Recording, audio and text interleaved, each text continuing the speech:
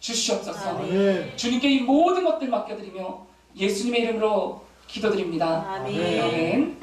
오늘 우리에게 주시는 말씀은 히브리서 10장 35절에서 39절까지의 말씀입니다. 히브리서 10장 35절부터 39절까지의 말씀입니다. 제가 가진 성경으로는 신약성경 364면쯤에 있습니다.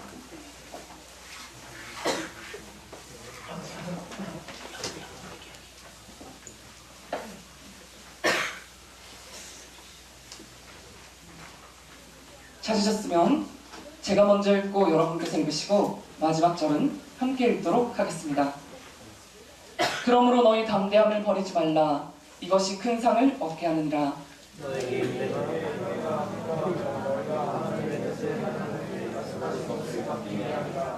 잠시 잠깐 후면 오시리가 오시리니 지체하지 아니하시리라.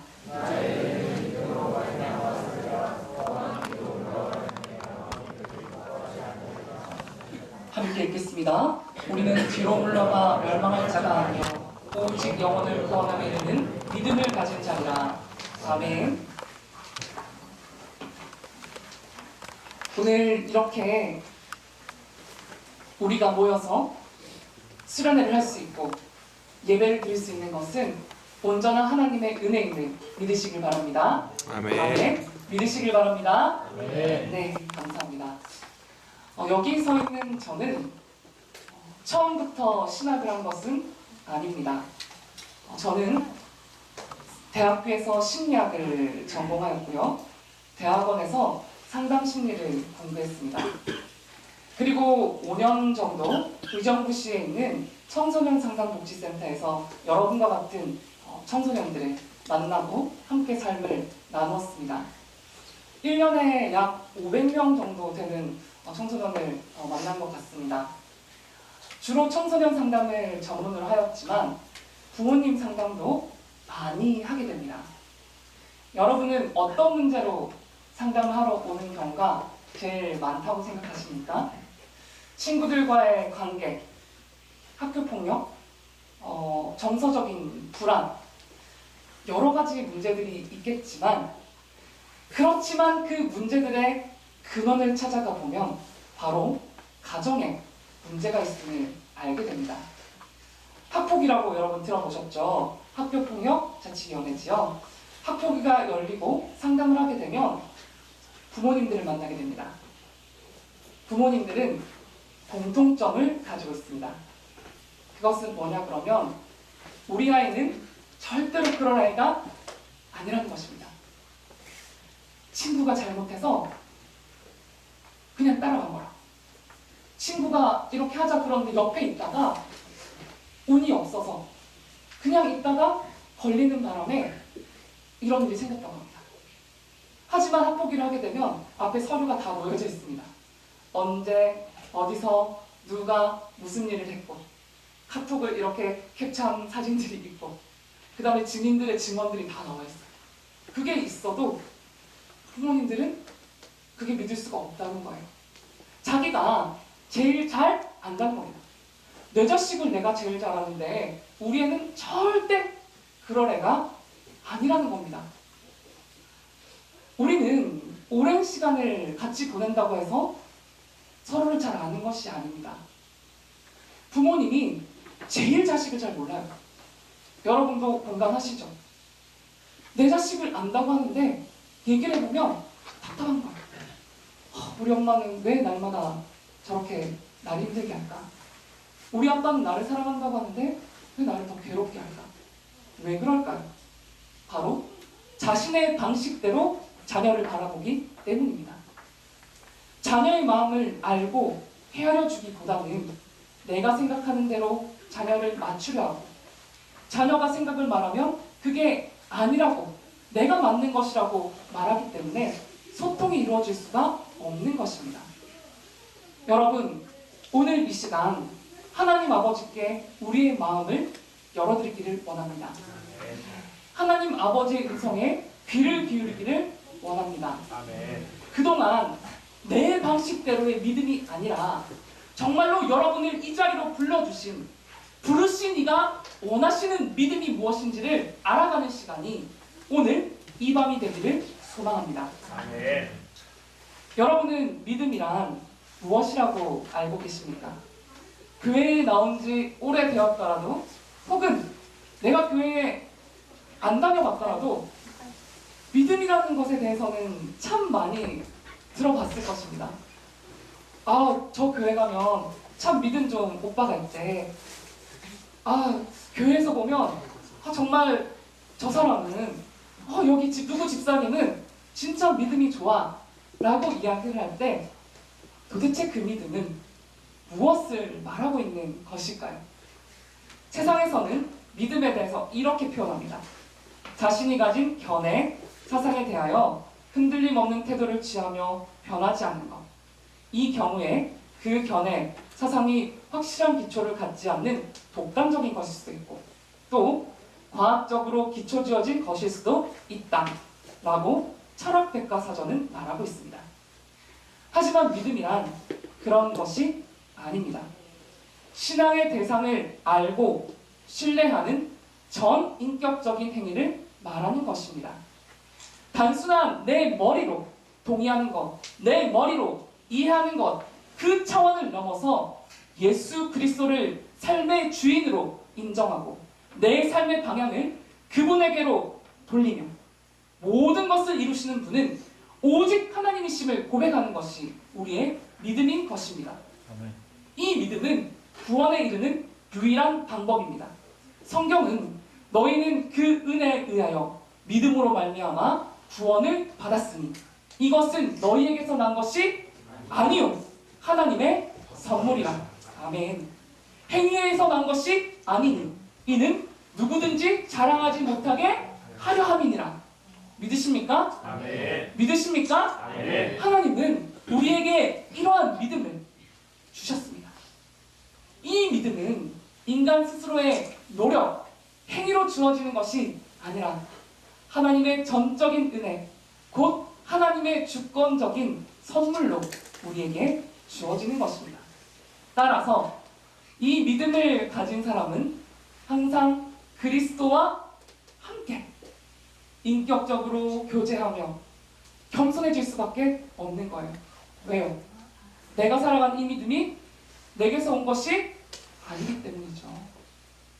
내가 믿음으로 살아가는 것은 믿음을 주신 분, 그 하나님에 의해서 살아간다는 것을 알기 때문입니다. 그래서 그분의 도우심이 필요한 것입니다. 이러한 믿음은 삶을 통해서 고백되어집니다. 때로는 그리스도의 고난에 기꺼이 참여하고 동참하고 끝까지 인내하며 주님의 다시 오실 것을 기다릴 수 있는 것이 성경에서 말하고 있는 믿음인 것입니다. 이것은 살아있는 믿음이요 믿음을 완성해 가는 길이라고 우리에게 말씀해 주십니다. 그렇다면 우리가 이야기하고 있는 믿음, 그리고 성경에서 말하고 있는 믿음이란 무엇일까요? 너무도 중요한 구절이기 때문에 우리 성경책을 지금 가지고 계십니까? 성경책을 가지고 계신 분들은 다 같이 한번 찾아보겠습니다.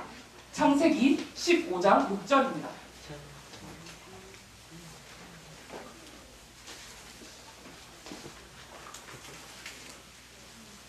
창세기 15장 6절입니다.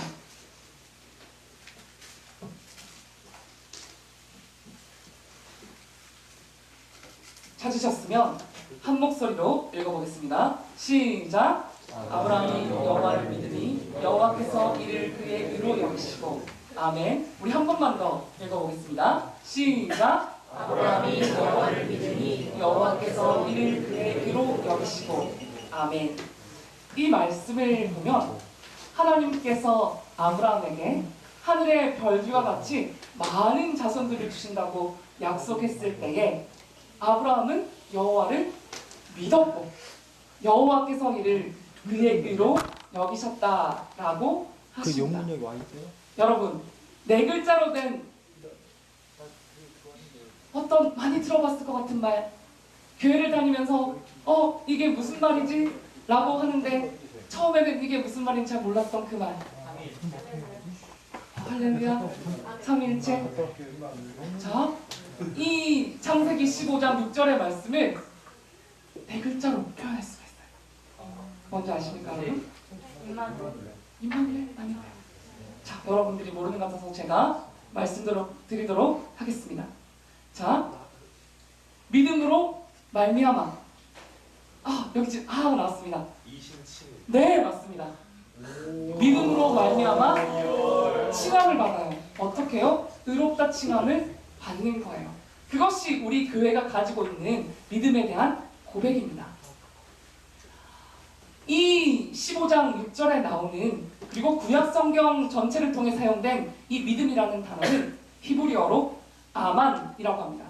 이 단어는 견고하고 안정되고 믿을 수 있고 확실하고 충실하며 진실된 것을 의미하며 담대함을 가지고 받아들일 수 있는 것을 말합니다.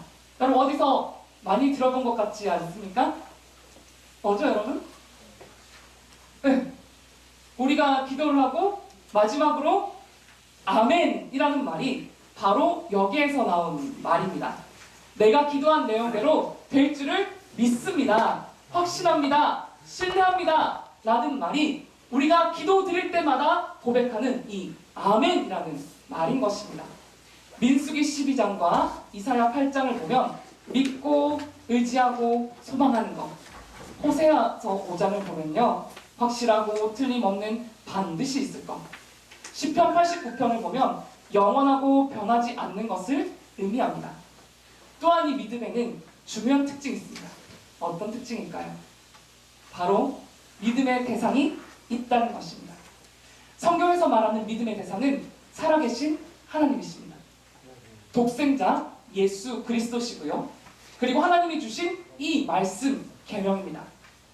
그리고 복음이 우리가 믿어야 할 것이며 하나님의 약속, 하나님의 역사, 진리 되시는 예수 그리스도, 그리고 우리가 찬양하였던 하나님의 나라, 예수 그리스도의 이름이 우리가 믿어야 하는 대상이라는 것입니다.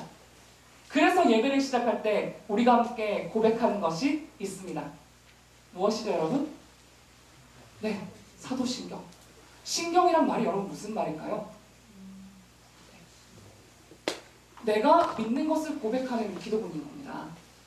주님의 제자들이 믿을 신, 믿는 것을 기도하는 기도하는 것. 그래서 우리가 예배 때마다 우리가 예수 그리스도의 제자로서 주님의 몸된 교회로서 이러한 사실을 믿음을 고백하는 것입니다.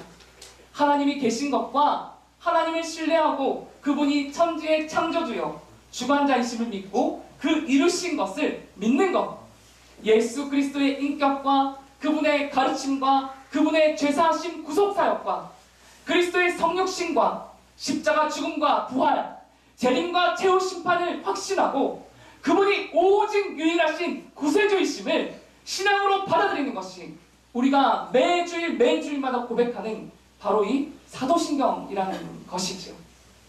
그래서 우리가 고백을 합니다. 우리 한번 해볼까요?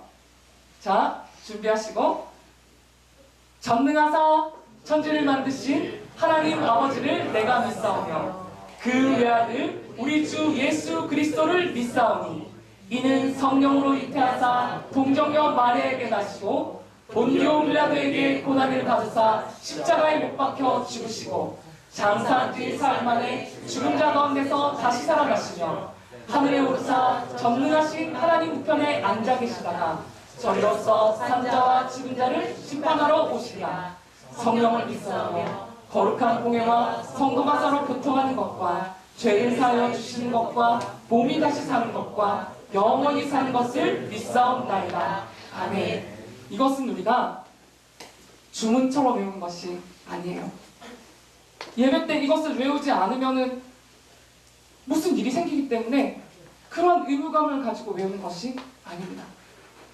내가 믿는 하나님이 어떤 분이신지, 나를 위해 십자가에 못 박히신 예수 그리스도가 참 인간이 되시고 참 하나님이 되심을 고백하는 것, 그리고 그 예수 그리스도께서 죽으시고 다시 살아나시고 오늘 나와 내가 있는 이 공동체 가운데 함께 하심을 고백하는 것, 그것이 우리가 날마다 매주 예배마다 고백드리는 사도신경이라는 것입니다. 그렇습니다. 우리의 믿음은 살아계신 하나님, 예수 그리스도를 믿는 그 믿음 안에 있는 것입니다. 불교에서 석가모니를 제거해도 불교는 존재합니다. 유교에서 공자가 빠져도 유교는 그대로입니다. 이슬람교에서 모하메드를 빼도 이슬람교는 존재하는데 이는 모하메드가 아닌 알라를 의존하기 때문입니다. 불교와 유교 같은 경우에는 이들 종교가 윤리사상의 체계이기 때문에 석가모니가 빠지고 공자가 빠져도 존재하는 데는 아무런 문제가 있지가 않습니다. 그렇지만 우리가 믿는 기독교에서 예수 그리스도가 없어진다면 여러분 어떻게 될까요? 어떻게 될까요, 여러분? 여러분, 예수 그리스도를 믿는 종교가 기독교입니다. 물론 종교라고 표현하는 것 자체가 별로 마음에 들지는 않지만 우리가 예수 그리스도, 그리스도를 한자로 복음으로 표기한 이것이 기독입니다. 그리스도교입니다. 우리는 예수님을 믿는 것입니다. 그리스도를 믿는 종교에서 그리스도가 빠질 수는 절대로 없는 것이겠죠. 이 시간 여러분 핸드북을 한번 펴주시기를 바랍니다.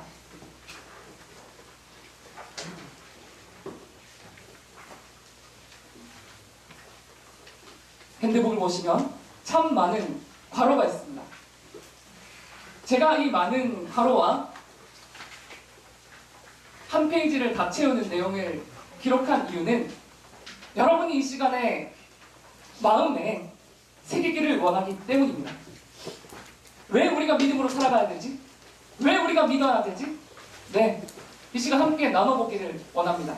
여러분, 믿음으로 말미암아 우리는 무엇을 얻을까요? 제3을 얻습니다. 뒤에 있는 구절들은 여러분들이 정말로 이 말씀이 그러한가? 앞에서 말하는 전도사님이 무엇을 근거로 이 내용을 선포하고 있는지 확인을 하라고 적어놓은 구절들입니다. 여러분들이 오늘 기록하시고 꼭 찾아보시기를 바랍니다. 믿음으로 말미암아 우리는 제3을 얻습니다. 또 믿음으로 말미암아 우리는 무엇을 얻을까요? 구원을 얻습니다. 믿음으로 말미암아 우리는 정결하게 되고요. 믿음으로 말미암아 의롭다함을 받습니다. 이 믿음은 우리를 거룩하게 합니다. 믿음은 죽음에서 우리를 자유케 하고요. 이 믿음은 우리가 어둠에 거하지 않도록 합니다. 믿음으로 말미암아 우리는 생명을 얻습니다. 이 생명은 어떤 생명일까요? 영원한 생명, 영생입니다. 믿음으로 말미암아 우리는 하나님의 자녀가 됩니다. 예수 그리스도께서 우리 안에 내주하게 되시고요. 성령의 인치심을 받게 됩니다. 하나님의 보호 안에서 보존되며 그 약속과 유업을 받게 됩니다. 우리는 이 믿음을 통해 하나님께 나아갈 수 있습니다. 그리고 화평을 누리게 되고요. 하나님과 함께 살아갈 수 있게 됩니다. 성령을 받습니다. 영적으로 성장합니다. 부끄러움을 당하지 않게 됩니다. 참 사랑을 행하게 됩니다. 믿음이 있기에 우리는 핍박을 이기며 믿음이 있기에 우리는 승리를 얻습니다. 이 믿음을 통하여서 기쁨과 희락과 평강과 위로를 얻게 됩니다. 안식과 소망을 얻으며 이 예수 그리스도를 믿는 믿음으로 말미암아 우리는 심판에 벗어날 수 있게 되는 것입니다. 마지막 날 그리스도와 함께 일으키심을 받게 되는 것, 이것이 우리가 믿음을 통해서 얻게 되는 것입니다. 이제 이러한 믿음에 대해 조금 더 실질적이고 구체적인 이야기를 나누려고 합니다. 믿음은 하나님을 의지하는 것과 신뢰하는 것을 포함하고 있습니다. 이 믿음은 전제가 있습니다. 무엇이냐면 하나님의 말씀은 진리이고 신실하다는 것에 기초하는 것입니다. 또한 이 믿음은 하나님의 명령을 순종하는 삶으로 이어져야 하는 것입니다. 여러분 어떻다고 했죠? 믿음은 하나님의 명령을 순종하는 삶으로 이어져야 하는 것입니다. 내가 믿노라 하지만 삶으로 살아가지 않는다면, 내가 믿노라 하지만 내 삶 가운데 그러한 고백이 나타나지 않는다면 그 믿음은 야고보서에 의하면 행함이 없음은 죽은 믿음이라고 하는 것입니다. 영접하는 자, 곧 그 이름을 믿는 자들에게는 하나님의 자녀가 되는 권세를 주셨으니 이는 혈통으로나 육정으로나 사람의 뜻으로 나지 아니하고 오직 하나님께로부터 난 자들이니라. 이 말씀 우리가 너무도 잘 아는 말씀입니다. 영접이란 단순히 예수님에 대해 어떤 사실에 대해 지적으로 동의하는 것뿐만이 아닙니다. 인격적인 관계 속에서 예수님을 맞아들이고 예수님께 복종하는 것을 의미합니다. 믿는 이라는 이 헬라어 피스티오 에이스라는 말은 인격적인 신뢰를 뜻하고 있습니다. 히브리서에 나오는 믿음은 하나님의 약속에 대한 계속되는 끊임이 없는 소망으로 이루어집니다. 믿음의 선진들은 믿음으로 삶을 살았습니다. 히브리서 10장 38절 우리 다시 한번 읽어볼까요? 10장 38절입니다.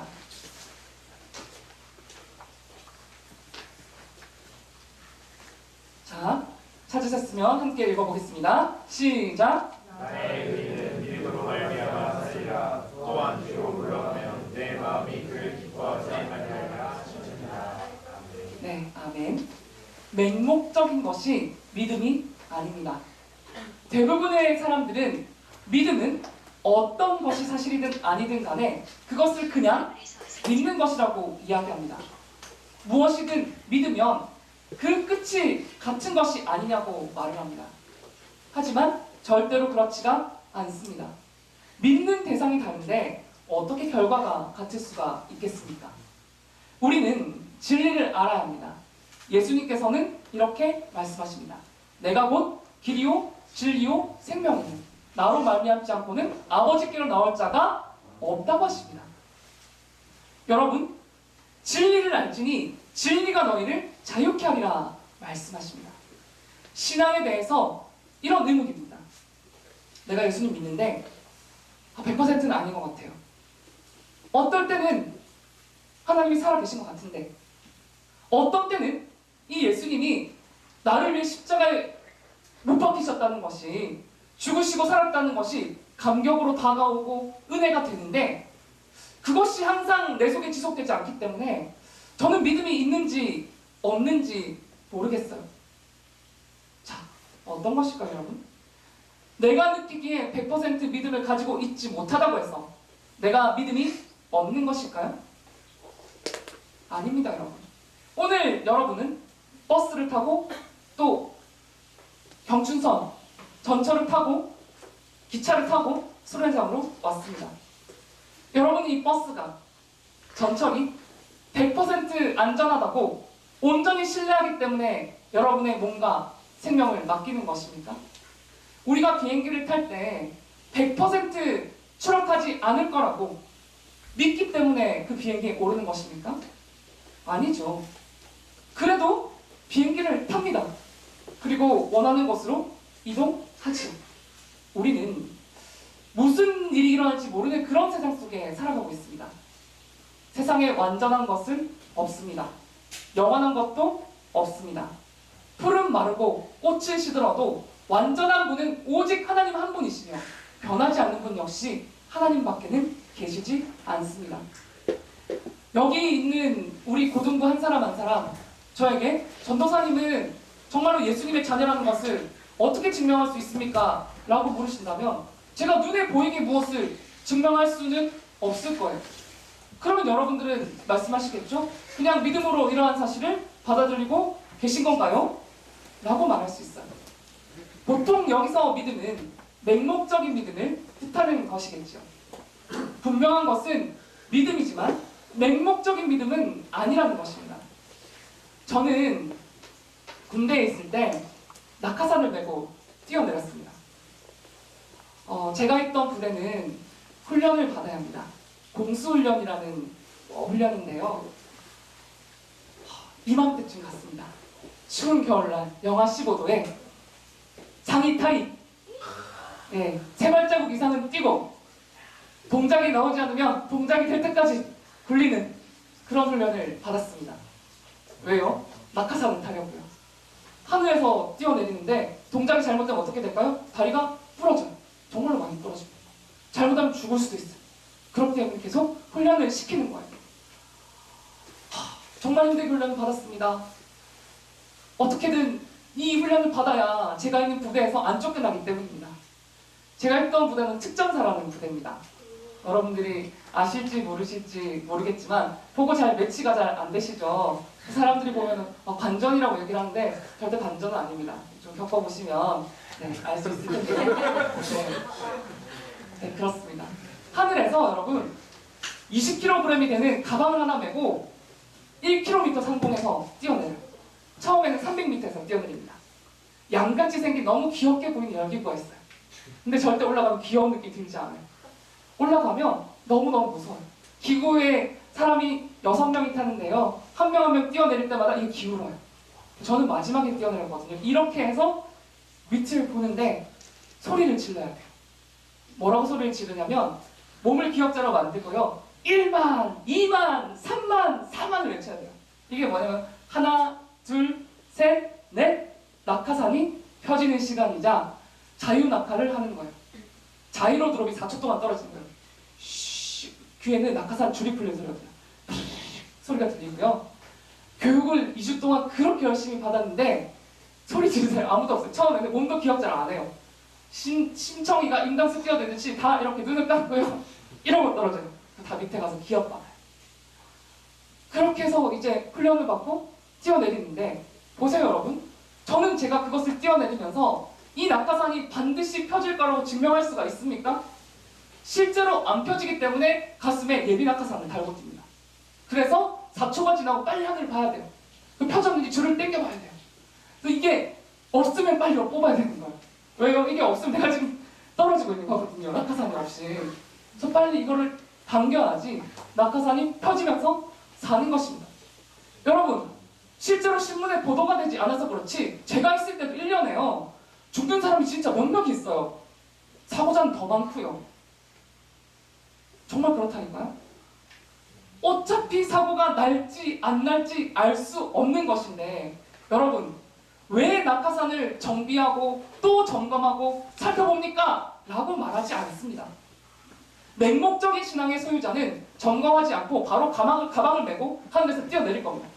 이것이 내 책가방인지 낙하산 가방인지 모르고 메고 뛰어가는 순간 여러분 영화 보면 나오잖아요. 진짜 무서운 거예요. 떨어질 때 기분이 어떤 건지는 이 중에서 특전사를 가보고 싶은 분들은 나중에 경험할 수 있을 거라 믿습니다. 여러분, 우리는 믿음의 대상이 누구인지를 알아야 합니다. 그리고 그 믿음의 대상이 무엇을 원하는지도 알아야 합니다. 내가 예수님을 믿노라 하지만 그 예수님이 어떤 분인지 모르고 여러분 믿을 수 있습니까? 저는 여러분을 믿음이 없는 사람으로 만들려고 이런 얘기 하는 게 아니에요. 예수님 믿지 말라고 이런 말 하는 거 아닙니다. 여러분이 아는 예수님은 어떤 분이십니까? 여러분이 믿는 하나님은 도대체 어떤 분이시기에 여러분이 지금 이 자리에 나와서 1박 2일을 보내고 매주 예배의 자리에 나와서 예배를 드리고 있는 것입니다. 성경은 믿음이 없이는 안 된다고 가르치고 있습니다. 하나님은 우리에게 믿음을 요구하시고 또한 그것을 주십니다. 구원을 얻는 데 필요한 신앙은 눈을 감고 절벽으로 뛰어내리는 것, 이런 모험을 말하는 것이 아닙니다. 신앙은 우리가 절대적으로 확신할 수 있는 것, 즉 우리를 향한 하나님의 사랑 위에 굳게 서는 것입니다.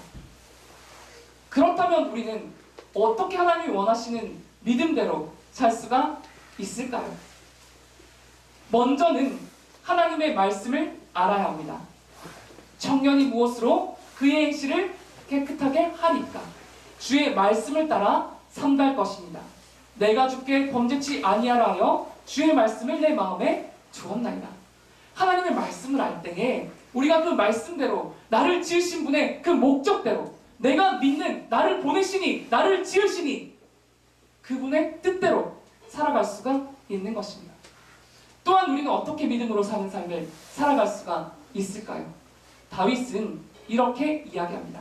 시편 119편 56편입니다. 내 소유는 이것이니 주의 법도를 지킨 것입니다.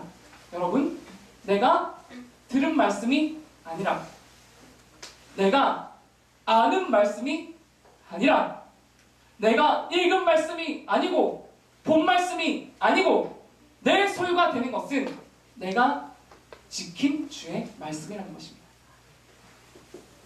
여러분이 말씀을 볼 때 이것은 단순히 옛날 이야기가 아닙니다.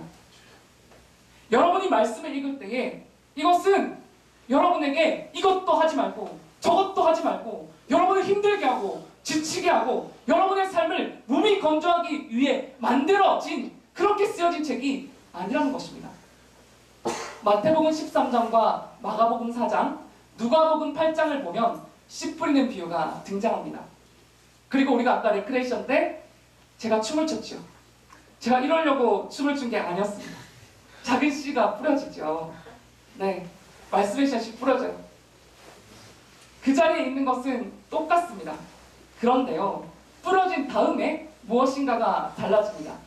길가에 뿌려진 말씀은 새들이 와서 먹어버립니다. 흙이 얇은 돌밭에 뿌려진 말씀은 흙이 깊지 않아 곧 싹이 나오지만 해가 뜨면 타고 뿌리가 없어서 말라버립니다. 이제 씨앗이 뿌리를 내리고 싹을 틔웁니다. 그런데 무엇이 있습니까? 가시떨기가 있습니다. 내가 신앙생활을 좀 해보려는데, 내가 중학교 때는 사춘기라서 좀 멋모르고 이렇게 질풍노도시기를 보냈지만, 내가 좀 이렇게 뭔가 내 마음대로 살아보겠노라 하고 살았지만, 이게 좀 아닌 것 같아요. 그래, 내가 이제 고등학교 들어왔으니까, 그래, 내가 1학년 때 놀았지만 이제 대학은 가야 되니까, 그래, 내가 1, 2학년 때는 철도 없고 뭔 몰랐지만 정말 3학년 때는 열심히 한번 해봐야지. 그렇게 결단하는데요, 은혜를 경험하고 예수님을 의지하고 뭔가 해보려고 하는데요, 세상의 염려가 밀려옵니다. 공부를 해보려는데 안 돼요. 잘. 내가 수학이 잘 안 돼서 공부를 해보려는데 학원비가 없어요.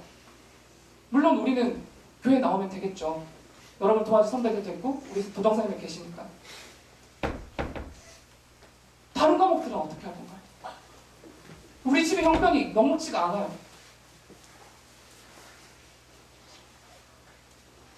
오늘 여러분들이 쓴 기도 제목들을 쭉 읽어보았습니다. 여기 지금 제가 가지고 나왔는데요, 참 많은 내용들이 여기에 나와 있었습니다. 공통적인 부분은 그런 부분이었습니다. 내가 어떻게 해야 될지를 모르겠다. 그리고 익명으로 적으신 우리 친구들이 적은 내용을 보면 가정에서 가지고 있는 아픔들. 결론은 내가 뭔가 하나님 앞에 살아보려 하지만 다시금 세상으로 돌아가 버린다는 것입니다. 어떻게 하면 말씀대로 살 수 있을지. 들은 말씀도 좋고 읽은 말씀도 좋지만, 은혜 받은 말씀도 좋지만, 여러분 무엇이라고 했습니까? 그 누구도 빼앗아갈 수 없는 내 소유가 되는 말씀은 하나님 앞에서 몸부림치며 지킨 그 말씀입니다. 하나님께서 내게 주신 말씀을 지키기 위해 아파하기도 하고 물질의 손해를 보기도 하고 때로는 내가 상처받고 속이 타들어가는 그 마음을 느낄지라도 그 시간 가운데 함께 하시는 예수님과 함께 할 때에 그 말씀이 내 능력이 되고 내 삶의 소망이 되고 내 삶의 기쁨이 되는 여러분께서 소망할 수 있기를 원합니다. 여러분, 저는 이 고등부에 오게 되면서 정말 두렵고 떨리는 마음으로 왔습니다. 너무 갑작스럽게 말씀을 듣게 됐고요. 이미 내년 사역에 대해서 청년부에서 계획을 짜고 함께 섬길 순장들에게 섭외가 들어간 상태였습니다. 그런 상태에서 담임 목사님께서 저를 부르셨습니다. 홍전도사, 부서이동이 있을지 몰라. 깜짝 놀랐죠? 고등부로 가게 될 거야. 그래도 기도는 해봐야지. 있을지도 몰라. 그래도 기도는 해봐야지. 간단한 말 아닙니까? 저는 가는 거구나. 근데 그 말을 듣고 뭔가 서운하고 뭔가 아쉽기보다는 참 마음에 소망이 되는 것이 있었습니다. 왜냐하면 제 인생에서 하나님을 가장 뜨겁게 만났던 때가 바로 고등학생 때였기 때문입니다. 고등학교 1학년에 올라갈 때 참 마음이 어려웠습니다. 이 시간 수련회 온 분들에게만 제가 고백을 하는데 중3 때 여자친구가 있었습니다. 중3 때 여자친구가 있었는데요. 그때는 삐삐라는 것이 있었어요. 삐삐라는 것이 있었고 저는 태어나서 처음이자 마지막으로 기숙학원이라는 데를 들어갔었습니다. 산속에 아무도 오지 않는 그곳에 새벽마다 그 새벽 공기를 깨우며 일어나서 하루하루를 살아가며 마음에 참 갈급함이 있었습니다.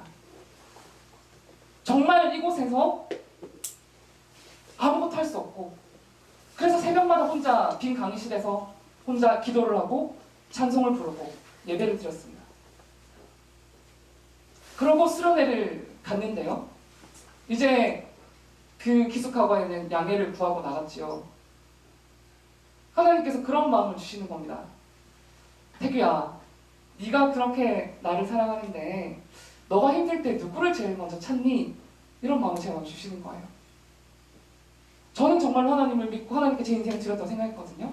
근데 보니까 제가 힘들면 여자친구 삐삐번호 누르고 있는 거예요. 삐삐번호 누르고 음성을 녹음하는 거예요. 오늘 이런 일이 있었고 내가 이랬는데 보고 싶다 이런 얘기들. 여러분 안 그렇게 하나요? 되게 정상적인 거잖아요. 좋아하면 보고 싶은 거예요. 네. 근데 그러한 제 모습을 보면서 어떤 마음을 주셨냐면요. 하나님보다 그 여자친구가 위에 있는 거예요. 하나님보다 그 여자친구가 먼저인 거예요. 저는 찬양을 할 때도 고백해요. 예수가 주가 되시고 왕이신 나의 하나님이심을 고백하고 내 생명 주님께 드리리 찬양을 하면서도 내가 살아가면서 내가 정말 힘들고 내가 아플 때 하나님보다 여자친구를 먼저 찾고 있는 거예요. 결단을 했습니다. 그동안 주고받았던 편지와 선물과 삐삐를 박스에 다 넣고 수련회장으로 들고 갔습니다. 그리고 그것을 올려드렸습니다. 마음은 너무 어려웠습니다. 근데 내고 났을 때 주시는 기쁨은 이루 말할 수가 없었습니다. 그리고 하나님께 결단했습니다. 하나님, 내가 말로만 하나님이 내 인생의 주인 되는 것이 아니라 내가 내 삶 가운데 정말 예수 그리스도가 내 삶의 향기가 되기를 원합니다. 내가 정말로 주님 빛의 삶을 살기 원합니다. 날만 하나님께 구했습니다. 고등학교 올라갔습니다. 제 인생에 잊을 수 없는 멘토인 전도사님을 만났습니다. 여자 전도사님입니다. 제가 유명옥 시사를 보고 깜짝 놀랐습니다. 저를 가르쳐 주셨던 그 여자 전도사님과 너무나도 머리 스타일까지 안경까지도 닮아 있었기 때문입니다. 네. 고등학교 때 이제 제자훈련을 받았습니다. 날마다 PT를 했고요. 암송 구절을 외웠고요. 그리고 제게 주신 하나님의 소망이 무엇이었냐면 복음 전하는 자의 삶이었습니다. 매일 새벽마다 학교 가기 전에 교회를 갔습니다. 하나님께 기도를 하고 학교로 갔습니다. 집에 오면 졸업 앨범을 펴고 한 사람 한 사람으로 기도했습니다. 그리고 연락했습니다. 만나서 밥을 사주기도 하고 목욕탕 가서 이야기도 나누고. 남자입니다. 네. 하지 마시고요. 매일매일 삶을 살아가며 내가 하나님께 나아가고 내가 하나님 뜻대로 사는데 어려움은 여전히 밀려왔습니다. 고등학교 올라가서 제가 처음에 부반장이 되었습니다. 이제 반장, 부반장은 인사를 하지 않습니까? 제가 목소리가 하이톤이다 보니까 등교를 할 때면 몇몇 애들이 따라오면서 그러는 거예요. 차렷! 열중쇼! 차렷! 제 목소리가 이제 높다고 막 너무 스트레스가 받는 겁니다. 그럴 때마다 기도했습니다. 하나님, 제가 예수 그리스도 향기가 되기 원합니다. 너무 화가 나기도 하고 왜 인신공격하는 것도 아니고 그리고 정말 진짜 내가 뭐라고 하면 뭐라고 할 것도 아니면서 막 그런 인간적인 마음을 막 올라왔습니다. 기도했습니다. 학교에 저희는 남자 고등학교였거든요. 저희 때까지는 구타와 폭력, 폭행이 정말 자연스럽다 못해 당연한 것이었습니다. 주비부를 안 갔던 강목으로 맞아요. 어떤 선생님은 손으로 때리시고요. 어떤 선생님은 출석부 모서리로 때리시고요. 어떤 선생님은 자크트로 때리시고요. 그 때리는 방법의 다양함은 말할 수가 없어요. 그때 하나님께 주시는 말이 뭐였냐면 저한테 준비를 시키는 거예요. 예를 들어서 컴퍼스가 필요한 날에 컴퍼스를 몇 개 더 사는 거예요. 컴퍼스를 사가는 거예요. 또 자가 필요한 날은 자를 더 사는 거예요. 그래서 주는 거예요. 화장실엔 저에게 휴지가 비치가 안 돼 있었거든요. 두루마리 휴지를 2개씩 들고 다녔어요. 체육이 들은 날에는 저희는 학교에 정수기란 게 없어서 페트병에 물을 2-3개씩 얼려갔어요. 처음에는 얘가 뭐 하나 라고 했었지만 시간이 지나고 정말 상감돼서 그 친구들의 마음을 헤아리기 위해 그리고 정말 그 친구를 기도할 때 하나님께서는 그 친구들의 마음을 열어주셨습니다. 한 번은 제가 학급 일지를 담당해서 열쇠를 가지고 있었는데 제가 생각에 일찍 왔는데 그 친구가 더 빨리 왔어요. 너무 빨리 왔어요. 흔히 말하는 일진 친구였어요. 머리를 빡빡 밀고 인상이 경상도진 친구였어요. 나는 분명히 빨리 왔는데 자기가 더 빨리 너무 빨리 와가지고 문이 안 열린 거를 저한테 뭐라 그러는 거예요. 저 어떻게 해야 되나 이거는 옳은 것도 아닌데 내가 잘못한 거 하나도 없는데 기도했습니다. 그때 하나님 제 마음을 주셨습니다. 70번씩 7번이라도 용서. 예수 그리스도 향기가 되기 위해서 태규야 너는 어떻게 살래? 저는 그 친구에게 머리가 빡빡인 친구에게 편지를 쓰고 초콜릿과 초코우유를 초코의 조합이죠. 책상에 놔뒀습니다. 이거 이상한 거 아니에요? 제가 벌써 그걸 좋아하는 감정이 있어서 그런 게 아니라 그 친구가 그걸 좋아한다는 거 알아서 그랬더니 그 친구의 태도가 변하는 겁니다. 그러고 저에게 했던 말이 야 태규야 나도 이 다니는 교회에 가면 안 되냐 이런 말을 하는 것이었습니다. 제가 고등부 생활을 하면서 그 은혜는 잊을 수가 없어요. 정말로 하나님 앞에 살기 위해서 몸부림쳐 왔습니다. 한 번은 11조에 대한 도전을 제게 주셨습니다. 사실 저는 친척이 별로 많이 없어요. 왜냐하면 할아버지께서 이제 실향민이시기 때문에 이북에서 내려오셨기 때문에 세뱃돈을 별로 많이 받아본 적이 없어요. 그 해 하나님 제게 도전을 주셔서 결단했습니다. 하나님, 제가 이번에 세뱃돈을 받으면 하나님 앞에 다 드리겠습니다. 와, 대박. 정말 그동안 잘 보지도 못했던 친척들 다 만나서 돈을 주는 거예요. 살다 그렇게 돈을 많이 받아본 적이 없었는데 너무 당황스럽기도 하고 재밌기도 하고 진짜 하나님 이게 어떻게 된 일입니까? 라는 그런 게 되는 거예요. 그럼 어떻게 하겠습니까? 하나님께 약속했는데 하나님께 10의 10조를 드렸습니다. 드리는데 제 손이 떨리더라고요. 하나님 저 이거 만져본 돈도 없는 돈인데 드렸어요? 근데 하나님께서는 놀라운 방법으로 채우셨습니다. 제가 어렸을 때 이제 그런 반장 같은 거 하면서 이런 연설 같은 거 하는 것을 보고 제 동생의 친구가 그것을 봤었습니다. 보고 너무 인상이 깊어서 그 어머니가 난데없이 저한테 연락이 와서 자기 아들이 이번 회장선거 나가는데 그걸 좀 써달라는 거예요. 그것을 써서 줬는데 저한테 문화상품권을 딱 제가 드렸던 만큼 그 액수를 주시는 거예요. 하나님 정말 철저하신 하나님이시구나. 제가 착각하지 않게 하기 위해서 금액까지도 똑같이 주시는 겁니다. 뿐만 아니라 매주 예배 가운데 하나님이 저를 만져주셨어요. 회복시켜주셨어요. 공부하는 거 중요하다는 거 몰랐겠습니까? 열심히 했어요.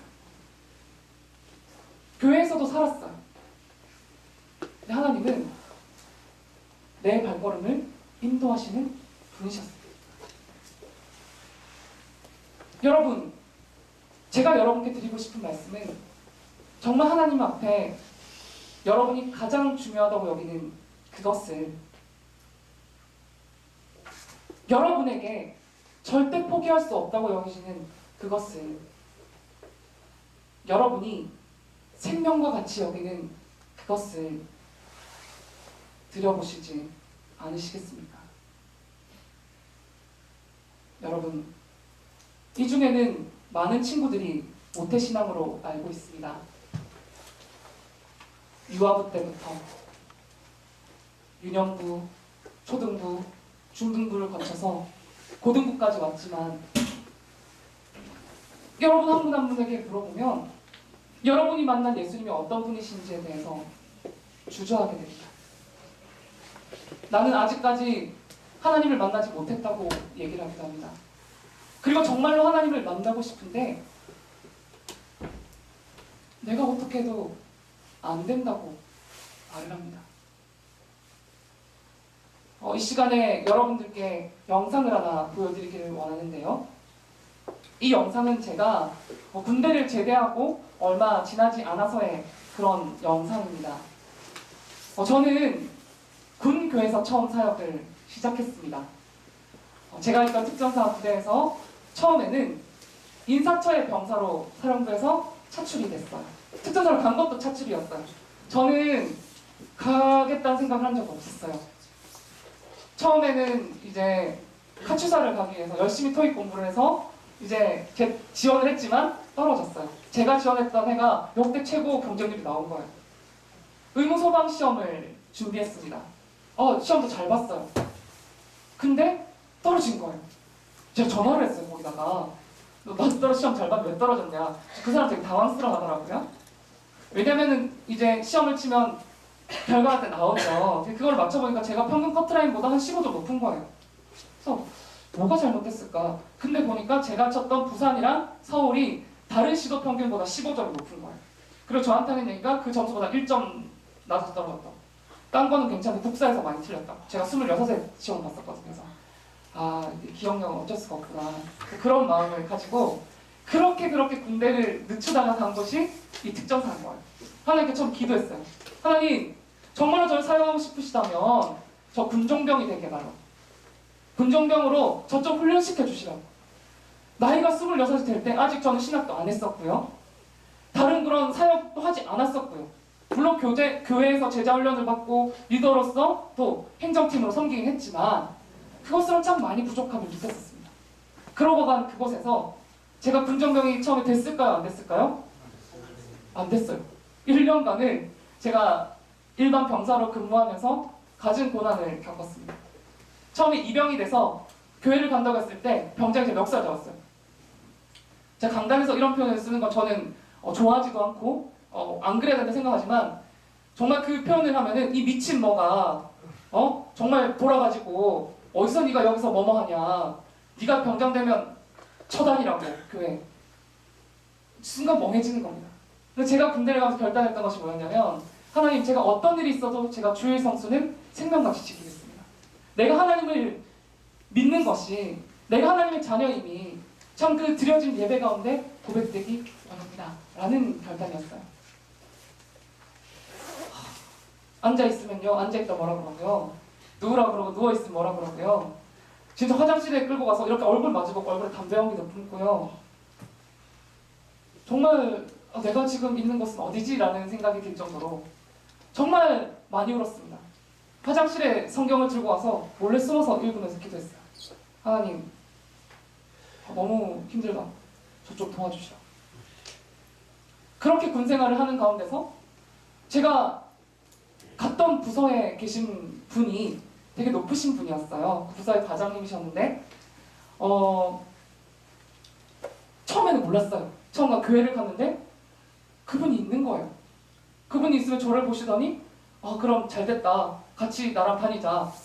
그러면서 제가 같이 그 과장님이랑 있으면서 이등병들을 인솔하게 된 거예요. 새로 부대 병사들이 오면은 어떻게 부대 생활을 해야 되고 어떻게 살았는지를 알려주면서 교회를 데리고 가는 거예요. 엄청 욕먹었습니다. 과장님이 시킨 거니까 못하게 하지도 못하고 이병을 또 인도하니 니나 잘하지 뭘 이렇게 하냐고.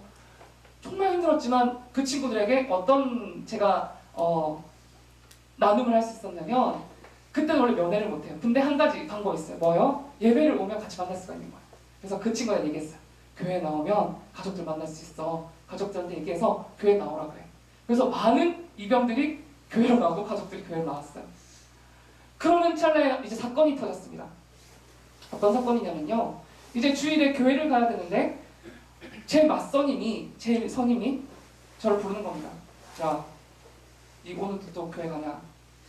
이제 좀 그만 작작 나가라. 아, 네가 여기 군생활을 왔지. 네 예배당 쳐다니려고 왔냐? 네 군생활 오늘 가면 꼬일 줄 알아. 저한테 대놓고 그만하는 거야. 되게 실감났어요, 여러분. 왜냐면 그 전에도 힘들었거든요.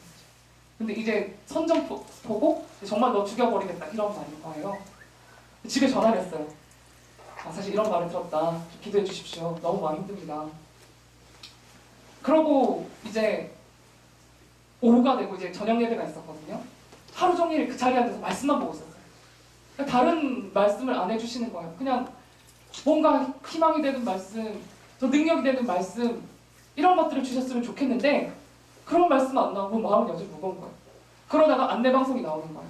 이제 종교활동하는 버스가 왔으니까 참여하실 병사들은 내려와라. 그래서 그걸 들으면서 순간 망설였어. 어떻게 해야 되는데 옆에서 야 버스 왔대. 안 내려가? 물어보는 거예요. 그 말을 듣자마자 전투화를 제대로 신지도 않고 뛰쳐나갔어요.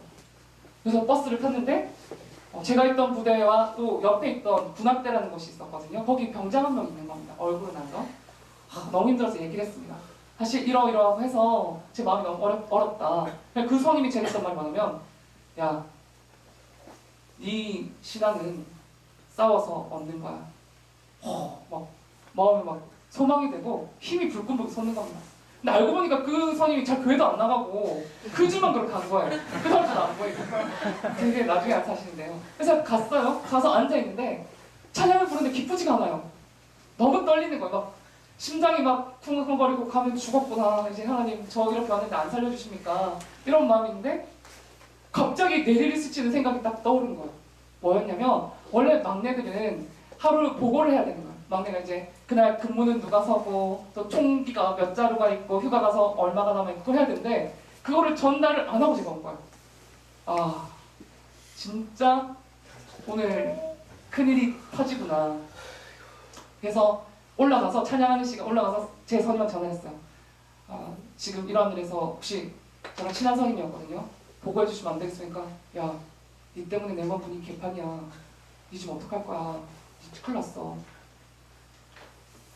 하나님, 참 제가 있어서 그리스도의 덕이 돼야 되는데 제 향기가 된 삶이 살아온다고 살아왔는데 예배 왔다고 내 몸이 개판이고 또 이러면 그리고 제가 지금 실수를 한 건 맞는 건데 어떡합니까? 가서 어떻게든 얘기를 하고 와야 되겠습니까? 하다가 이제 내려와서 있다가 주님 오늘 제가 일단 그래도 올라가 보겠습니다. 일어섰는데 옆에 계신 그 과장이 물어보시는 거예요. 어디 가냐고. 뭐라고 얘기하겠어요. 지금 올라간다고. 왜 가냐고. 그래서 청소하러 지금 이거 보고하고 가야 된다고. 갑자기 그 부관 과장님의 얼굴이 확 하면서 따라오라고. 사무실로 가시더니 본부대 전화를 거신 거예요. 당직사관 바꾸라고. 지금 본부대에서 한 명 예배 드리러 오고 청소하러 간다 또 그래도 올라간다 그러는데 내무반 관리 도대체 어떻게 한 거냐고. 지금 집합대기 병장들 다 일소대로 다 집합하고 기다리고 있어요. 집합대기 뭐냐 아무것도 안 하고 거기 기다리는 거예요. 그 얘기를 듣는데 이제 막 하늘이 하얘지는 거예요. 하얘지고 지금 제가 천국을 이제 맛보는 겁니다. 그런 마음이 들면서 같이 예배 드리자고 이제 저 손을 잡고 가서 앉히시는 거예요. 예배를 드리는데 어떻겠습니까? 그때 무슨 말씀 드렸죠? 기억 안 나요. 기억 안 나고 그러고 이제 끝났는데 여름이었거든요. 이제 그 부관과장님이 병사들을 위해서 팥빙수를 만들어주겠대요. 지금 죽을 것 같은데 팥빙수가 무슨 팥빙수입니까? 옆에 앉아가지고 팥 이렇게 하는 거 보면서 생각하면서 또 우리 과장님 차를 타고 같이 가재요. 같이 차를 타고 이제 일소 내무반으로 갔습니다. 내무반 이제 가서 이제 저도 같이 데리고 갔죠. 막 이제 온갖 생각이 다 들면서 여호와는 나의 목자시니 막 고백을 하는 거예요. 앉아서 있는데 막 부장님 말씀하시고 그 전에 폭행 사건에서 막 또 훈화 말씀하시고 그 다음에 이렇게 말씀하는 거. 야, 내가 진짜 홍태기 혼자 교회 왔다고 이러는 거 아닌데 니네 종교활동 이런 거 제대로 보장은 되냐? 이렇게 물어보신 겁니다. 끝났다. 이제 나 어떻게 살아야 되냐? 하나님 저 어떡합니까? 그래서 그 병장들이 정말 욕을 바가지로 얻어먹고 이제 끝났어요. 끝나고 저는 이제 본청 뒤뜰로 끌려갔어요. 병장, 저보다 한참 어린 병장이 같이 부산 고향이었는데 정말 쌍욕을 들으면서 계급장 때 한번 붙잡고 미쳐가지고 네가 뭐 하는 거냐고, 과장한테 뭐라고 했는지 얘기해보라. 있는 그대로 얘기를 했죠. 저 이렇게 해서 올라가야 된다고, 헛소리 하지 말고 뭐라고 했는지 얘기해보라고. 있는 그대로 얘기했어요. 근데 그렇게 해서 여러분 어떻게 됐을까요? 맞진 않았는데요, 제 예배는 보장을 받은 거예요. 그러니까 제가 그렇게 했을 때 그 과장님을 통해서 제가 예배 가는 데에서 노터치가 된 거예요. 노터치가 됐고, 근데 어떻게 해야 됐을까요? 더 열심히 해야 됐어요. 왜냐면 제가 교회 가는 걸 알고 제가 빠지기 때문에 그 전에 일들을 미리 해야 되는 거예요. 그렇게 시간들이 흘러가고 온갖 일들이 많았습니다. 그리고 이제 1년이 됐을 때 이제 군정병이 되나 안 되나 이제 얘기가 나오는 겁니다. 국정부에서는 저를 데려가는 거였어요. 아, 이제 하면 군정병 하자. 근데 제가 있었던 부서가 인사처였어요. 여러분, 인사처는 뭐냐면은 부대의 모든 인사를 담당하는 게 인사처예요. 특전사 부대 역사상 인사처에 있는 병사를 누가 빼갈 수 없는 거예요. 왜요? 인사권이 인사처에 있으니까. 그래서 군정부에서 그렇게 생각을 해서 인사처에서는 안 보내주겠다는 거예요. 1년 동안 시큰 키워놨더니 왜 이걸 빼가려고 그러나 6개월을 간이 안 가니 심장이 타들어간 거예요. 하루는 병장이 와서 야, 니 못 가게 됐단다. 니 마음 잡고 열심히 해라. 군용무에 가면은 지금 목사님 기도하고 있고 하고 있으니까 기다려보라. 정말 피가 마르는 시간이 지나고 이제 6개월이 됐을 때, 그리고 그 공수훈련, 정말 하늘에서 뛰어내리는 그 훈련을 가서도 계속해서 막 부대에서 안부 전화를 저한테 전화하라는 거예요. 왜냐면은 위험한 훈련이기 때문에 얘가 죽으면 안 되니까. 마음에 낙심해서 하다가 진짜 여러분 하다가 풀고 뛰어내리면 안 되잖아요. 그러니까 전화를 하고 거기 계시는 그 과장님이, 또 다른 과장님이 밀문으로 온 거예요. 그런 역사 없어. 와서 짜장면도 사주시고 탕수육 사주시고, 저 안 죽을 건데 괜히 불안해가지고. 그렇게 하나님께 날마다 기도했을 때 이제 6개월이 지나고 군정병이 된 거예요. 그 사이에 매일 새벽에는 교회 가서 새벽 기도하고 인수인계 받고 또 인사처의 업무는 계속하고, 그러면서 그 교회의 일들을 배우게 됐고요. 그 부대에서 저는 사역에 대한 것들을 마음껏 배울 수가 있었습니다. 그때 제가 처음 맡았던 부서가 중고등부였어요. 그래서 여러분들이 너무 반가웠고요. 그리고 제가 그때 중고등부를 할 때 처음 맡았던 제자가 오늘 저 뒤에 드럼을 치러 오신 김진아 선생님이에요. 네. 정말 생사 고락을 함께한 전우입니다. 저는 거기서 사역을 배웠어요. 아침이면 새벽 4시 반에 일어나가지고 자전거를 타고 부대에 가서 방석을 깔고 보일러를 틀고 음악을 틀고, 눈이 오면 눈을 쓸고, 비가 오면은 또 성도님들 그 안에 앞을 또 닦고, 기름이 떨어지면은 분지대 드럼통을 들고 가서 기름을 실어오고, 화장실 청소를 하고, 예배가 끝나고 나면 700리터짜리 쓰레기 봉투를 리어카에 끌고 가서 고무장갑을 끼고 분리수거를 하고, 빈 예배당에 앉아서 하나님께 기도하고, 정말 마음껏 사역을 했습니다. 저는 그때 아무것도 아니었어요. 근데 거기서 뭐 했는지 아세요? 여기 증인이 있으니까 알겠지만 중고등부에서 말씀을 전할 수 있었고요. 교회에서 찬양 인도를 했고요. 거기 있는 우리 병사 간부님들 대상으로 중보기도 하고 이런 것도 했고요. 제가 일반 사회에 있을 때보다 수련회를 더 많이 다녔어요. 수련회랑 수련회는 다 가고 정말 마음껏 기도하고 은혜를 받았습니다. 그리고 제대하고도 1년을 더 부대를 갔어요. 부대에서 저를 중고등부 전도사로 이렇게 임명해 주셨기 때문에. 여러분, 제가 이 여러분의 기도 제목을 읽으면서 참 안타까운 점이 그거였습니다. 내가 무엇을 해야 될지 모르겠다. 나는 꿈이 없다. 나는 그럴 힘이 없다. 하나님이 하세요. 하나님께 나아가면요, 길을 열어주세요. 하나님께 나아가면요, 내 마음의 소원을 아시고요, 저와 그 마음의 소원을 이루세요. 그 하나님은요, 여러분이 무엇이 힘든지도 아세요. 무엇을 원하시는지도 아세요. 무엇이 어려운지도 아시고요. 무엇이 약한 점인지도 아시고요. 하나님께서 그 은사를 주신 분이시기 때문에 여러분이 무엇을 하고 살아갈지도 아시는 분이세요. 영상 한번 보도록 하겠습니다. 네.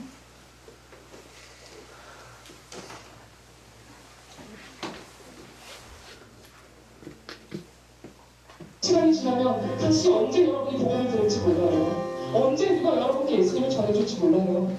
저희가 이곳 먼 곳까지 산초까지 온 것도 여기 일어나 주신 장병 한 분 한 분을 위해서입니다. 잠시만 시간을 더 드리겠습니다. 여러분의 인생 가운데 새 일이 일어날 것입니다. 예수 그리스도께서 여러분을 구원하시려 하십니다. 네, 감사합니다, 여러분. 여러분 두려워하지 마십시오. 네, 감사합니다. 여러분 내 마음에 두렵게 하는 마음들을 내려놓고 이 시간 그 예수 그리스도가 어떤 분이신지, 그 예수 그리스도가 어떤 분이시길래 도대체 이렇게까지 얘기하는지, 그 주를 영접하기 원하는지 여러분 두려워하지 마십시오. 진리를 알지니 진리가 너희를 자유케 하리라 말씀하십니다. 예수님께서는 말씀하십니다. 내가 곧 길이요 진리요 생명이니 나로 말미암아 졌거든 아버지께로 나올 자가 없느니라 라고 하십니다. 여러분, 예수 그리스도 사랑은 조건이 없는 사랑입니다. 여러분이 어떤 삶을 살아왔던, 여러분이 생각하기에 내 모습이 얼마나 죄인과 상관없이 예수님은 여러분을 사랑하십니다. 여러분의 인생을 책임지기 원하십니다. 네, 감사합니다. 여러분 1분만 시간을 더 드리겠습니다. 망설이지 마십시오. 이 시간이 지나고 언제 다시 여러분의 인생에 다시 주님께 올려드리는 시간이 올 수 있을지 알 수 없습니다. 네, 여러분 두려워하지 마십시오. 감사합니다. 네, 여러분 조금 더 시간을 드리겠습니다. 왜냐하면 제가 이렇게 망설이는 것도, 여러분 계속 말씀을 드리는 것도 여러분의 생명의 문제가 되는 것이기 때문입니다. 저에게 주어진 것은 이 복음을 전하는 것입니다. 언제 다시 여기 올지 여러분 모릅니다. 평생에 저를 못 볼 수도 있습니다. 하지만 여러분께 제가 이렇게 말씀드린 이유는 여러분이 이 시간 예수 그리스도를 영접하고 예수 그리스도께서 여러분의 주님 되심을 고백할 때, 그리고 그 예수님이 여러분의 아버지가 되심을 고백할 때 여러분의 삶은 분명히 변할 것입니다. 조금만 시간을 더 드리겠습니다. 계속해서 여러분 장관들께서 일어나 주시고 있기 때문에, 그리고 도저히 그냥 돌아갈 수가 없기 때문에 조금 더 시간을 드리겠습니다. 감사합니다, 여러분. 절대로 이것은 가는 거 아닙니다. 예수 그리스도의 사랑이 여러분을 변화시키시기 원하시고, 그 예수님께서는 십자가에 못 박혀 죽기까지 여러분을 사랑하셨기 때문에 제가 여러분을 기다리는 이 몇 분은 정말로 작은 시간이며, 제가 여러분을 향해 외치는 이 외침은 정말로 작은 불길일 수밖에 없습니다. 여러분 감사합니다. 네, 두려워하지 마시고, 지금 망설이고 계신 장병들, 네, 두려워하지 마십시오. 주님이 여러분을 만지시기 원하십니다. 주님이 여러분의 인생을 책임지기 원하십니다. 네, 감사합니다, 여러분. 감사합니다. 마지막으로 정말 시간을 조금 더 드리겠습니다. 여러분, 정말 바라기는 여기 앉아 계신 분들이 저는 예수 그리스도를 주로 영접하고 신학생도 아니었습니다. 그리고 다른 어떠한 자격이 있는 것도 아니었습니다. 정말 하나님께 내 삶을 맡겨드리고, 정말 하나님께서 만나게 해주시는 우리 장병 한 사람 한 사람을 위해 기도할 때, 제대 후에 제가 모시던 목사님은 국방부로 가시게 됐습니다. 거기에서 선교를 담당하는 국군중앙교회 담임 목사님이 되셨습니다. 그리고 저를 부르셨습니다. 저는 전방의 부대들을 뒤에 보시는 이 팀들과 함께 매주 찾아가서 함께 예배드리고 복음을 전하게 되었습니다. 제게 있던 것은 아무것도 없었습니다. 내세울 것도 없었습니다. 오직 믿는 것은 지금까지 나를 인도하신 예수님, 그 예수님이 살아계시기 때문에 수천 명의 장병들 앞에서도 저는 그 이름만 고백하면 되었습니다. 그 예수께서 나를 살리신 거죠. 우리 장병들을 살리기 원함을 고백하고 선포할 때에 정말 그 예수 그리스도께서 내게 해결할 수 없는 그 인생의 문제를 해결할 수 있는 분이심을 고백할 때, 한 번도 본 적 없는 그 장병들이 하나님 앞에서 눈물 흘리고 정말로 예수님이 어떤 분이신지 알지도 못했던 그 장면들이 기쁨으로 또 눈물로 예수를 주라고 고백하고 기도하는 모습들을 제 두 눈으로 매 주마다 보게 하셨습니다. 여러분께 이 시간 초청하는 시간을 드리고자 합니다. 여러분이 이때까지 어떠한 삶을 살아왔는지 상관이 없습니다. 여러분이 무엇을 가지고 있든 그것이 아무런 문제가 되지 않습니다. 여러분이 왜 이 자리에 앉아 있다고 생각하십니까? 해야 되는 그 많은 것들을 내려두고 무엇 때문에 이곳에 와서 이 추운 날씨에 앉아 있는 것이라고 생각하십니까? 2주간이라는 시간, 이 찬바람을 뚫고 또 졸리는 눈을 비비며 일어나는 것이 힘들지 않으셨습니까? 여러분, 예수님을 만나야 합니다. 내 지식적인 믿음은 아무런 능력이 없습니다. 여러분이 알고 있는 이 머리로 믿는 믿음은 여러분을 구원할 수 있는 믿음이 아니에요.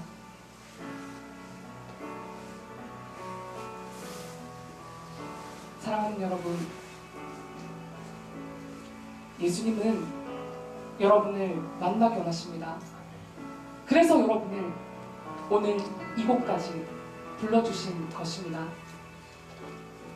우리 어머님이, 우리 아버님이 권사님이고 장로님이고 목사님이고 그게 중요한 게 아니에요, 여러분. 여러분의 인생에 찾아오신 그 주님 앞에 이 시간 여러분의 삶을 내어드리기를 원합니다. 여러분, 예수님을 믿는다고 하면서 여전히 내가 내 인생의 주인이라면 그것은 참된 믿음이 아닙니다. 여러분이 예수님을 믿는다고 하면서 예수님보다 중요한 것이 여전히 내게 있다면 여러분, 그 믿음은 정말 예수님을 믿는 믿음이 아닙니다. 이 믿음이라는 말, 이 구원이라는 것, 하나님께 내 공간을 마련해 드린다는 말입니다. 이 야샤라는 히브리어는 내 장소를 내어드린다는 말입니다. 이 구원이라는 것은 살아계신 예수 그리스도께 내 마음과 내 생각과 내 걸음을 올려드리는 것입니다. 불안할 수 있어요, 여러분. 너무 불안했어요. 여러분, 진짜 내 인생에 이런 비참함을 어디서 경험 안 했습니다. 많이 울었어요. 너무 힘들었어요. 진짜 화장실에 성경 읽으면서 하나님, 저 살려주세요. 저 진짜 저 성인 가서 때리고 싶고요. 저 소원수리에서 이곳에 탈출하고 싶기도 하고요. 근데 하나님 원하시는 게 그게 아니잖아요. 하나님이 저 여기 보내신 데 이유가 있잖아요. 주님이 저 여기 보내셨잖아요. 주님 도와주세요. 눈물을 흘리며 그 핍박 가운데서 분장하는 가운데 하나님은 제 인생에 가장 힘들고 가장 비참하고 가장 우울할 수 있는 그 자리가 내 인생 가운데 가장 하나님을 깊이 만나고 은혜를 경험하는 자리가 되게 하셨을 뿐만 아니라 그때의 시간들을 통해서 지금 제가 사역할 수 있는 모든 것을 준비시켰습니다. 자격이 없어요. 여러분, 괜찮아요. 여러분, 내가 당장 지금 보여지는 어떤 모습이 내가 지금 시험을 못 치고 인정받지 못하고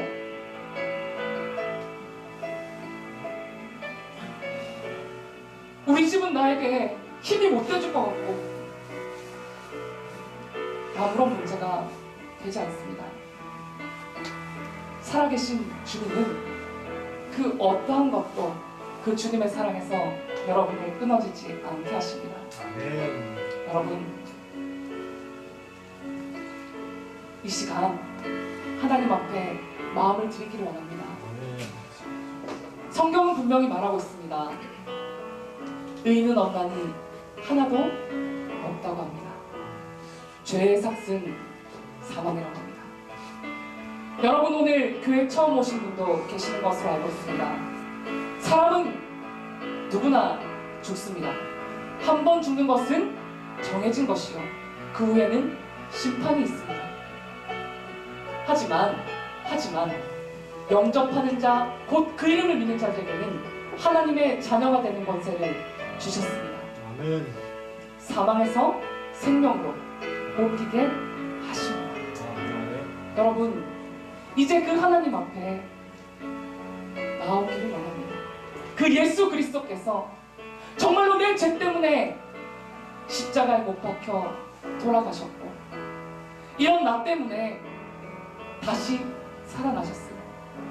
그리고 내가 이제는 그 예수님과 함께 살아가기를 그토록 애타게 원하시는 분이 오늘 여러분을 이 자리로 불러주신 예수님이심을 믿으시기를 원합니다. 아멘. 여러분, 이 시간 여러분을 초청하고자 합니다. 눈을 감아주십시오. 네. 여러분, 믿음이란 하나님을 향한 결단이 필요한 것입니다. 물론 내 힘과 내 능력으로 되는 건 아닙니다. 하지만 하나님 앞에 내 마음을 열고 나아갈 때에 하나님이 여러분을 만져주실 것입니다. 여러분, 무엇이 두려우십니까? 무엇이 망설여지십니까?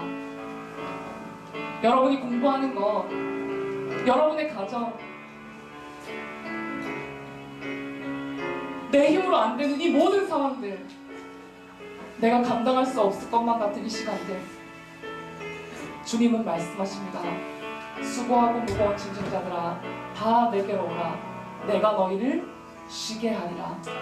여러분, 이 땅 가운데 주님이 허락하신 천국을 맛보아 알기를 원합니다. 예수 그리스도를 영접할 때에 죽어서의 천국뿐만이 아니라 지금 여러분의 날마다 삶 가운데 주님이 천국을 약속하십니다. 힘들지 않은 것이 아닙니다. 아프지 않은 것이 아닙니다. 하지만 내가 아프고 내가 힘들고 내가 가장 비참한 그 순간에 단 한순간도 나를 떠나지 않으시는 그분이 나를 안아주시기를 원하십니다. 여러분의 그 손을 붙들기를 원하십니다. 그리고 내가 내 인생을 책임지기를 원한다고 말씀하고 계십니다. 여러분, 그 예수님께 여러분의 마음을 열어주시지 않으시겠습니까? 여러분, 그 예수님께 여러분의 마음을 드리지 않으시겠습니까? 볼지어다 내가 못 걷게 서서 드리노니 누구든지 내 음성을 듣고 문을 열면 내가 그에게로 들어가 그와 더불어 먹고 그는 나와 더불어 먹으리라. 주님께서 말씀하십니다. 여러분, 이 시간 옆에 사람 신경 쓰지 마십시오. 우리가 영상을 봤던 것처럼 여러분 두려워하지 마시고 이 시간 주님 앞에 내 마음을 올려드리기를 원합니다. 내 마음을 올려드리기를 원합니다. 주님, 내가 교회는 나왔지만 내가 예수를 믿는다고 했지만 아직까지 주님을 만나지 못하였다면, 내가 그 주님을 정말 내 인생의 구주로 모시지 않았다면, 내 인생의 가장 중요한 그 자리에 모시지 않았다면, 주님, 이 시간 내 마음을 열고 찾아와 주세요.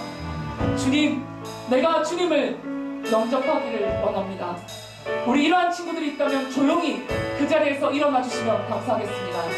여러분, 옆에 사람 눈치 볼 필요 없습니다. 정말 예수님께서 여러분을 만나시기 원하시고 여러분의 작은 결단 가운데 역사하시기를 원하십니다. 여러분의 인생을 책임지기 원하십니다. 여러분의 인생 가운데 여러분의 삶을 통하여서 일하시기를 원하십니다. 감사합니다, 여러분. 네, 옆에 사람 신경 쓸 필요 없습니다. 여러분의 믿음의 고백을 통하여서 주님이